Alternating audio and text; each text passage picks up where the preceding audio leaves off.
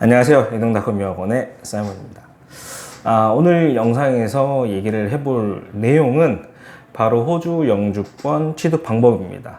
물론 제가 여기서 비즈니스 비자라든지 파트너 비자라든지 또 유학원하고는 크게 이제 관계가 없는 이런 루트를 통한 영주권 취득 방식을 알려드리고자 하는 건 아닙니다.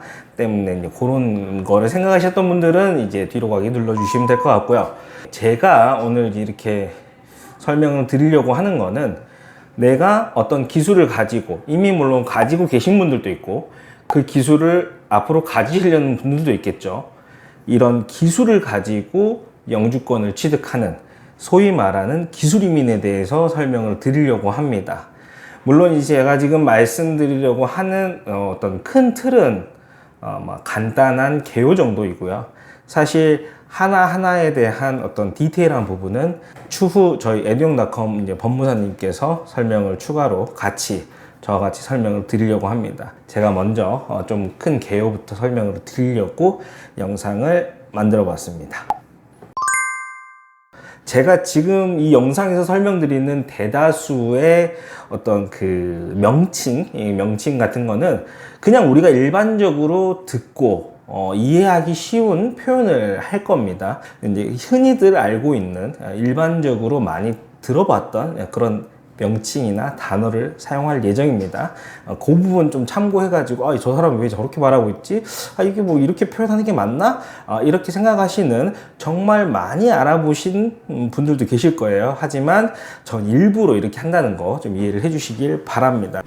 일단 기술이민이라고 표현을 제가 했죠. 기술이민이 뭐냐? 결국에는 내가 갖고 있는 기술을 가지고 이제 이민을 하는 거기 때문에 반드시 난 기술을 가지고 있어야 한다. 그럼 어떤 기술을 가지고 있어야 하느냐가 이제 포인트가 되겠죠. 사실 호주 이민성에서 호주 정부에서 누구한테 기술 이민을 줄 거야, 어떤 자격을 가진 사람한테, 어떤 기술을 갖고 있는 사람한테 영주권 취득의 기회를 줄 거야 라고 하는 리스트는 존재합니다.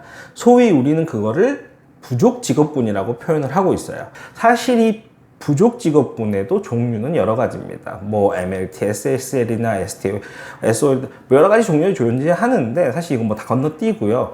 결국에는 어찌됐든 그 특정 직업군을 공부를 해야지만이, 혹은 그 특정 직업군에 대해서 자격을, 내가 퀄리피케이션을 가지고 있어야지만이 우리가 기술이민이라는 거를 스타트를 할 수 있다.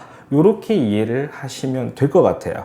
자, 그럼 하나의 예를 들어보면은 내가 한국에서 IT를 전공을 했고 관련해가지고 독립기술이민을 진행을 하고 싶어. 그러면은 그거 가지고 이미 기술이민을 진행하실 수도 있는 부분이에요. 그러니까 호주 정부에서 필요로 하는 부족 직업군에 해당하는 자격을 취득하지 못한 상태라면은 그럼 호주에서 그 자격을 취득한 다음에 기술이민을 시작할 수도 있는 부분입니다. 자, 이 기술이민을 그냥 그러면은 자격만 있으면 다 끝나느냐? 사실은 그게 아니죠. 일단 기본적인 부분을 설명드리는 영상이기 때문에 디테일하게 들어가진 않겠습니다만은 일단은 기술이민을 하기 위해서는 기술이 필요하다. 그리고 그 기술은 호주 정부에서 당연히 인정을 하는 기술이어야만 한다라고 시작할 수 있을 것 같습니다. 제가 이제 오늘 영상에서, 앞으로도 영상에서 그렇겠지만 사실 저희는 이제 호주 유학 후 이민에 대해서 주 포커스를 맞출 거기 때문에 이미 기술이 있으신 분들 제외하고 기술이 없다라는 가정 아래 이제 영상 계속 진행을 해보도록 하겠습니다. 기술이 없다면은 이제 기술을 취득을 해야 되고, 그 기술은 어떤 기술을 내가 취득을 해야 되느냐? 부족 직업군에 있는 기술을 취득을 해야 된다 라는 게 지금 이제 기본 베이스죠. 그러면 그 직업군 리스트가 쫙 있어요. 쫙 있는데 내가 관심 있어 하는 직업군이 있다? 그 직업군 선택해서 공부를 하시면 되고, 공부 후에 자격을 취득하면 되고, 그렇지 않고 예를 들면 내가 관심은 없지만 조금 더 내가 공부하기 쉬울 것 같다, 자격 취득이 좀 쉬울 것 같다라고 하는 전공이 있다면은 해당 전공을 선택해서 하시면 됩니다. 자, 그런데 이제 여기서 이제 추가로 설명드릴 부분은 뭐냐면은 공부의 어떤 기간을 설명을 좀 드리도록 하겠습니다. 사실 이게 전공이 정말 많고 프로그램이 정말 많은데 그럼 다 다른 거 아닙니까? 하지만 그 안에서의 어떤 정형화되어 있는 틀은 존재합니다. 일반적으로 전문대 학교라고 표현하는 어떤 뭐 칼리지 개념이라든지 기술 전문 학교라고 표현하는 프로그램들 같은 경우는 보통은 기본 2년 프로그램으로 짜여져 있습니다. 요리가 그렇고요. 그 다음에 어떤 가구 제작이 그렇고, 뭐 자동차 정비가 그렇고, 대부분의 기술 전문 대학에서 이제 진행하는 프로그램들은 2년으로 짜여져 있다. 그 이유는 결국에는 2년을 공부를 해야지만이 졸업생 임시비자를 갈 수 있기 때문에. 좀 어렵나요? 이해를 안 하셔도 돼요. 정해진 거예요. 2년을 공부를 해야 졸업생 비자를 신청할 수 있다. 이 룰이 존재하기 때문입니다. 즉, 학생 비자로 2년을 공부를 했는데 2년 공부 끝나고 나자마자 바로 영주권을 신청할 수 있느냐? 물론 신청하실 수 있는 분들도 계시지만 여러 가지 이유로 바로 영주권을 신청할 수 없는 분들이 사실은 더 많습니다. 때문에 그 비자와 영주권 사이의 갭을 반드시 채워야 하는데, 그게 바로 졸업생 임시비자라는 비자입니다. 이 비자를 신청하는 가장 기본 조건이 호주에서 2년을 공부를 했어야 한다. 물론 이 2년이라는 것은 뭐 영어 과정 이런 거 포함되어 있는 게 아니라 딱 그 단일 코스, 그 요리면 요리, 뭐 가구 제작이면 가구 제작, 자동차면 자동차, 해당 과정을 2년을 공부를 했어야 한다라는 룰이 존재합니다. 그렇기 때문에 해당 과정들을 제공하고 있는 교육기관에서는 무조건 이 프로그램을 2년으로 맞춰 놓습니다. 따라서 내가 선택을 한다라는 표현보다는 그냥 전공만 선택하면은 다 정해져 있다라고 보시면 돼요. 만약에 내가 셰프라는 직업을 통해서 기술이민을 신청하고 싶어. 그러면은 뭐 요리 학교를 알아보겠죠. 교육기관을 알아볼 때 거기에 이미 2년짜리 프로그램이 다 짜여져 있어요. 그 프로그램을 그냥 신청만 하면 된다. 신청 이후에 졸업생 임시비자를 신청할 수 있다. 이게 가장 큰 그림이라고 보시면 될 것 같아요. 그러면 졸업생 임시비자 기간 동안에 뭘 할 수 있느냐? 간단합니다. 풀타임으로 일할 수 있고요. 풀타임으로 공부할 수 있고요. 뭐 아무것도 안 해도 되고요. 본인이 원하는 대로 이 기간을 쓸 수 있습니다. 물론 앞으로의 다음 단계를 위해서는 경력을 채우는 게 가장 유리하다고 말씀드릴 수 있을 것 같습니다. 그 이유는 각 직업군마다, 예를 들면은 우리가 뭐 요리라고 표현을 하면 셰프라는 직업군이 있을 거고, 그 직업군에 대해서 기술 심사를 통과를 했을 때 신청할 수 있는 비자가 정해져 있고, 그 비자 중에는 영주권도 있고 임시비자도 있고 여러 가지가 있겠죠. 그때 이 영주권으로 갈 때는 가장 중요하게 경력이 사용되기 때문입니다. 뭐 대충 말씀을 드리고 있는 거예요. 내가 처음에 공부할 전공 선택하고 2년 공부하고 졸업생 임시비자 가고 그 기간에 일하고, 이게 사실은 모든 직업군의 공통 분모라고 생각하시면 됩니다. 없어요. 다른 초이스가. 이건 정해져 있는 거고 무조건 해야만 하는 거예요. 라고 생각을 하는 게 좀 정신건강에 이롭지 않을까 싶습니다. 이렇게 기본적으로 모든 걸 다 마쳤다면은 그 이후에 졸업생 임시비자가 끝나는 시점에서 내가 어떤 카테고리로 영주권을 신청을 할 건지를 선택을 하게 됩니다. 첫 번째 카테고리는 우리가 흔히 말하는 독립기술이민이에요. 독립기술이민, 말 그대로 독립적으로 기술이민을 하는 거예요. 누구의 도움도 필요 없이 내가 갖고 있는 것만으로 영주권을 신청하는 거죠. 독립기술이민은 기본적으로 포인트 테스트입니다. 나이가 몇 살일 때 몇 점이 되고, 영어가 몇 살, 이런 포인트를 가지고 총 합산 얼마 이상이 돼야 기술이민을 할 수 있다는 게 독립기술이민의 틀입니다. 그런데 이렇게 독립기술이민을 기본적으로는 다 트라이 하죠. 트라이 함에도 불구하고 내가 요구하는 점수에 못 미쳤어요.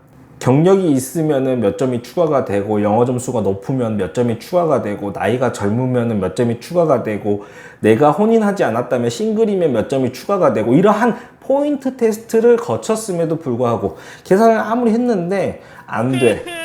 이민성에서 요구하는 점수를 못 채웠어. 그때 두 번째로 선택하는 게 주정부 후원 영주권으로 가는 길입니다. 주정부 후원이라는 거는 간단합니다. 나를 필요로 하고 있는 주로 신청을 하는 겁니다. 쉽게 말하면은 어떤 주에 어떤 직업군이 이번 회계년도 혹은 특정 기간에 필요해. 우리 주에 지금 이 직업군의 숫자가 너무 모자라. 그래서 우리가 이 직업을 가지고 있는 사람, 이 자격을 가지고 있는 사람들한테 우리가 후원을 해주자. 후원이라는 표현은 점수로 후원을 해주는 거예요. 점수로 후원을 해주면은 이 사람은 그 주에 가서 일을 해야 되거나 그 주에 가서 거주를 해야 되거나 이런 상황이 생기는 거죠. 이런 하나의 컨디션을 가지고 영주권을 취득하는 게 주정부 후원입니다. 근데 이 주정부 후원에도 내가 해당되지 않거나 혹은 내가 지금 일하고 있는 이 도시, 뭐 예를 들면 제가 지금 거주하고 있는 브리스번 같은 경우, 브리스번에서 나가기 싫어. 다른 데 가기 싫어. 근데 퀸즐랜드 주정부에서 내가 갖고 있는 자격으로는 주정부 후원을 받지 않고 있어. 라고 한다면은 마지막으로 선택할 수 있는 게 고용주 후원 비자라고 보실 수 있습니다. 고용주 후원은 뭐 다른 거 다 필요 없어요. 다 필요 없고 나를 고용하겠다고 하는, 나 이 사람이 반드시 필요해라고 하는 업체에서 고용을 해주고 대신에 비자를 받아주는 겁니다. 보통은 뭐 4년 임시 비자 받아서 그 기간 중에 특정 기간을 일을 하면은 영주권으로 가는 ENS를 신청할 수 있다. 이게 이제 기본 틀이에요. 만약에 내가 졸업생 비자까지 왔는데 독립기술 이민도 안 돼, 주정부 후원도 안 돼 했을 때 마지막으로 고용주 후원. 내가 지금 일하고 있는 회사의 어떤 사장님께서 이런 제안을 해요. 우리 이제 뭐 업체에서 일을 해줬으면 좋겠는데 계획이 어떻게 되냐? 제가 사실은 이런 상황이어서 이렇게 지금 뭐 다른 비자를 생각하기에는 좀 애매해서 이 회사를 더 이상 다닐 수가 없습니다. 그러면 우리가 후원을 해줄게. 고용주 후원을 해줘서 너를 스폰서십으로 비자를 받게 해줄게 라고 하는 게 이제 고용주 후원이라고 보시면 될 것 같아요. 뭐 여러 가지 추가로 있지만 가장 근본적으로는 그 업체에서 특정 기간을 일을 해야 영주권으로 갈 수 있는 루트가 생긴다 라고 생각하시면 돼요. 모든 직업군들이 사실 이 큰 틀 안에서 움직인다라고 보시면 될 것 같아요. 소소한 디테일이 차이가 있는 부분은 예를 들면은 뭐 내가 여기서 기술 전문 학교를 다녔을 때와 뭐 대학을 졸업했을 때 약간의 차이, 뭐 졸업생 임시 비자의 기간의 차이라든지 이런 부분들이 존재하지만 기본적으로는 이 큰 틀 안에서 움직인다라고 보시면 될 것 같습니다. 제가 이 영상을 만든 이유는요, 저도 사실 어렸었을 때 외국의 영주권을 한번 취득해 볼까라고 생각을 한 적이 있었는데 정확하게 어떻게 시작을 해야 될지, 어떤 구조로 내가 영주권까지 도달하게 되는지를 좀 찾기가 어려웠었어요. 물론 그때 당시에는 항상 오래전이기 때문에 지금하고는 좀 상황이 좀 많이 다르긴 하지만 제가 이 영상을 통해서 말씀드리고 싶었던 거는 이렇게 진행을 하면 영주권까지 갈 수 있다 라는 얘기를 해주고 싶었습니다. 어렵다면 어렵고 쉽다면 쉬울 수 있는 이제 호주 영주권인데 저는 도전을 해볼 만한 가치가 있다고 생각을 합니다. 자, 그러면 오늘 영상 여기까지고 다음 영상에서는 제가 조금 더 디테일하게 어떤 직업을 통해서 영주권을 취득을 할 때 어떤 루트로 진행이 되는지에 대해서 설명드리도록 하겠습니다. 영상 봐주셔서 감사하고요. 다음에 뵙겠습니다.